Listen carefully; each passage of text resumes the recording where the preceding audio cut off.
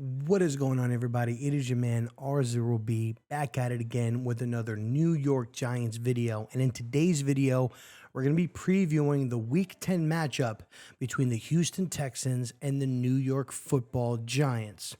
Now, before we go ahead and get into that preview, do me a favor. Go ahead and click that thumbs up button, like the video. It helps the videos get noticed. Smash that subscribe button, turn on those bell notifications so that you don't miss another upload. First and foremost, also, I want to say thank you to everybody that's been liking and watching the videos. It really, really means a lot to me. And leave a comment down below. How are you guys liking the videos? Let me know what you guys think, and you might get shouted out in a future video. Okay? So let's go ahead and we're going to jump right into it. So this is a very important game. Now, I'm not taking the Houston Texans lightly. I do feel that this is a winnable matchup. I do feel that this is a game that we should win, but I am not taking them lightly.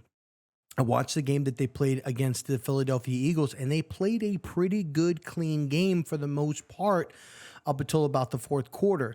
Davis Mills made some bad throws, bad decisions, turned the football over. But for the most part, their defense played fairly well. Jerry Hughes did an amazing job on defense, getting after Jalen Hurts and getting some sacks and forcing some disruption in that offensive line. Stingley, the corner that was taken, the second corner, he was the first corner taken. I believe it was at pick number 3 or 4 this past year to the Houston Texans. He played fairly well. And then on the offensive side of the football, Dameon Pierce is a guy that I actually really like this kid. I think he's got a bright future in the National Football League. He reminds me a lot of David Johnson. He's got really, really good balance. He's strong, powerful, has some speed, can get the outside runs, can go in through the tackles. He's good in the passing game. He's good at run blocking. He's very, very hard to take down. I think he leads the NFL in broken tackles. So he's doing an amazing job so far this season at being the number 1 back for the Houston Texans, and he's going to be a hard guy to take down. Now, they did say that about, Kenneth Walker, going into the game before the bye against the Seattle Seahawks, and we did a pretty good job of bottling him up. Obviously, he had that touchdown, but I think he only had like 56 yards rushing on the ground. So for the most part, we kept him bottled up.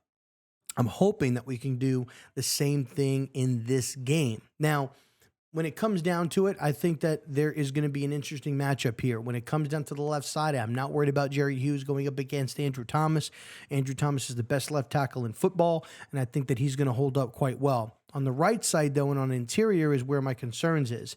Those stunts and him coming around that outside on Tyree Phillips, it's going to be challenging at that. I hope to see that we can get some chips on him, see what we could do to kind of slow down his momentum a little bit to make him to where he's not as effective in that pass rush.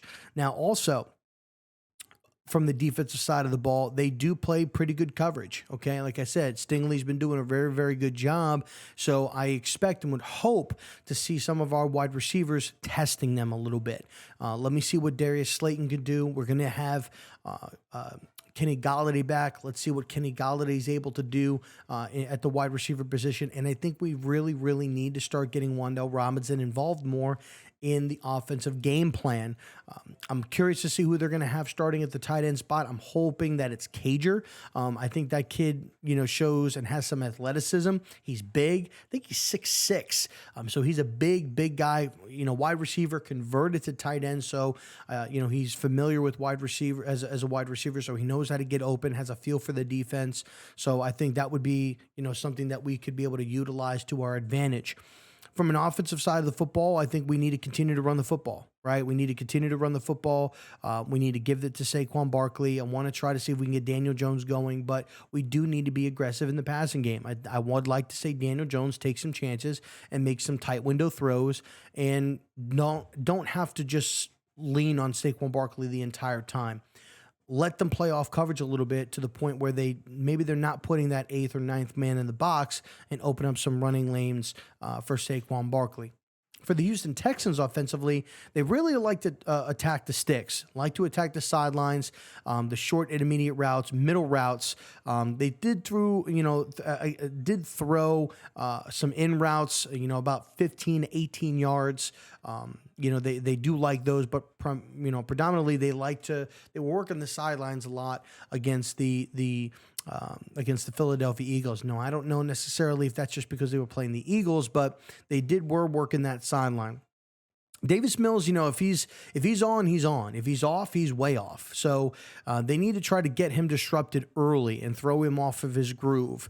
Now, I will say that offensive line, they allowed John Hargrave to get 3 sacks in that game, and just Davis Mills was getting beat up in that game. And who do we have on that side?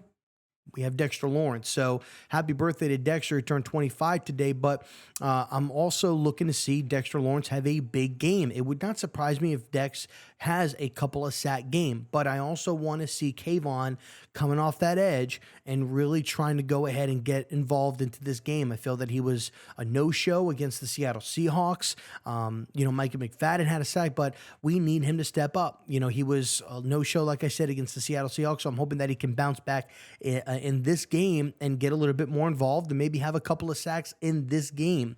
I also expect to see Leonard Williams getting involved. Had his first sack last week of the season, so good for him. Maybe he can get a couple going. We need to get after Davis Mills and throw him off of his game.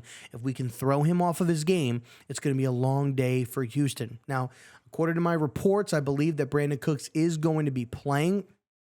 So, that's positive for them. But I think Adoree Jackson is going to go ahead and be covering him, and I think he's going to be doing a good job. And Fabian Moreau has been also doing a fantastic job this season as well. So it's going to be interesting to see, what we're going to be able to do from the defensive side. Like I said, we need to continue to get that pressure going. We need to get after Davis Mills. I'm going to be interested to see how our defensive backs play. Julian Love is going to be having that green dot, so he's going to be the one that's going to be calling a lot of he's going to be the one making the play calls. Collins is going to be playing up the middle. They have been giving Micah McFadden a little bit more snaps at that will linebacker spot. The previous week when they played the Seattle Seahawks, they had Jalen Smith as the Mike linebacker, so he was the middle linebacker.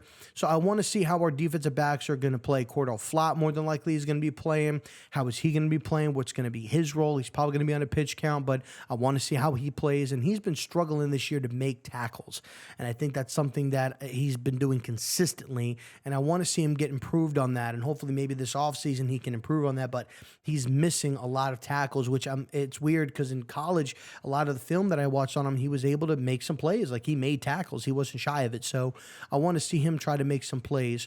I do feel, though, that if we struggle, I know that Justin Pinnock is probably going to get some playing time this week. And if he struggles, don't be surprised if Terrell Burgess, the guy that we claimed off of waivers from the Los Angeles Rams, don't be surprised if he gets elevated next week going up against the Detroit Lions. If I'm going to go ahead and make a prediction, I'm going to pick that the Giants are going to go ahead and win this game. I know I'd pick this game to be a 28-14 game for the New York Football Giants. So 28-14 Giants is what I'm going to say. I'm thinking we're going to have probably a pick six in this game. I think Saquon's going to have a touchdown, and I think Daniel Jones throws and runs for a touchdown. So he'll have a couple of touchdowns. Saquon will have a touchdown, and we'll have a defensive touchdown as well. That'll be your 28 points.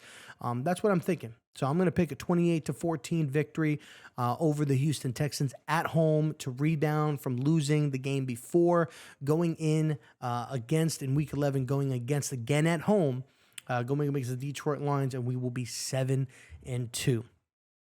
As always, guys, man, I appreciate you guys watching. I appreciate you guys hanging out. Let me know in the comments section down below, who do you got winning this game? What's your point prediction? Who do you want to see having a big game this week? Is it Wan'Dale Robinson? Is it Daniel Jones? Is it Julian Love? Is it Dexter Lawrence? Kayvon? Who is it? Let me know down in the comment section who you think is going to have a big game tomorrow against the Houston Texans. I appreciate all the love. I appreciate the support. Make sure you guys are liking the video. It does help the video get noticed. Smash that subscribe button. Turn on those bell notifications so that you guys don't miss another upload. I'll catch you guys in the next video. I'm R0B. Signing off. Go Giants.